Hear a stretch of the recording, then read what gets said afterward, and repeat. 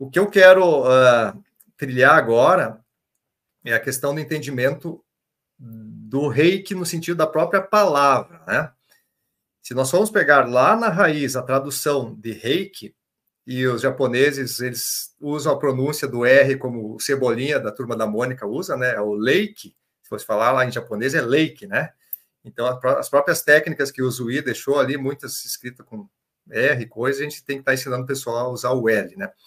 Mas o reiki ou o leiki, ele é a junção de dois ideogramas, dois desenhos que significam duas coisas, e aí a gente tem o rei e depois o ki. O rei significa, muito restritamente, se a gente for traduzir, a espírito. E o ki a gente traduz como energia. O que o Zui quis dar a entender com a junção desses dois termos, espírito e energia, tá?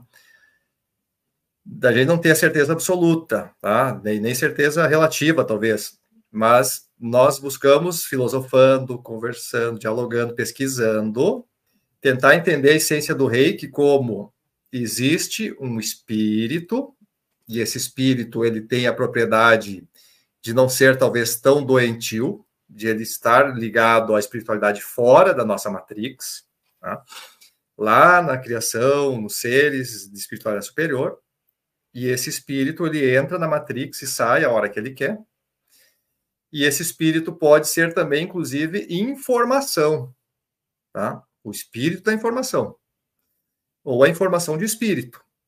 Então, quando a gente está pensando no rei, a gente está pensando nesse ente, nesse ser, nessa forma, essa informação que é de fora da Matrix, aonde teria conexão com o lugar, talvez paradisíaco, saudável, equilibrado, né? O Éden, seja o que for. E o Qi, que os chineses chamam de Qi, né? Ou Qi, ele seria esse campo energético que sustenta a vida dentro da Matrix. Tá? Esse campo energético ele está inerente à criação, à nossa Matrix. Ele pertence às movimentações quânticas, energéticas dos elétrons, aí vamos átomos, moléculas, a vida, ela é sustentada por uma energia Qi. Só que essa energia Qi, ela vibra sensível ao espírito rei. Então, filosoficamente, iniciando a nossa conversa, a nossa descrição, nós temos o reiki como uma conexão da energia Qi, que sustenta a vida, com o espírito, se quiserem chamar assim, sagrado, pode facilitar um pouco o entendimento. Eu não tenho necessidade de colocar o sagrado como adjetivo, né? Mas eu digo assim, o espírito. Então, o que o próprio Mikao Zui estava tentando mostrar? Que as consequências de manipular a matéria, os corpos biológicos, procurar a cura, o equilíbrio dos seres e de todas as estruturas dentro do universo, são facilitados esses equilíbrios, essas curas, se a gente conseguir conectar as energias dentro da matéria, ligadas ao Criador, à criação, com o espírito fora da matéria, fora do universo. Tá? É um caminho espiritual isso? Exatamente, só que ele tem um impacto muito mais voltado nas questões das doenças. Então, o reiki acaba sendo um caminho de conexão, de religação. Alguns vão dizer assim, então o reiki é uma religião. Não, o reiki não pode ser associado a religião nenhuma, porque ele não pode ter barreiras, dogmas, imposições, crenças no sentido de salvação. Tá? O reikiano que se coloca como eu sou o salvador e o curador, ele está fazendo outras coisas, mas não a proposta da raiz, da essência do reiki.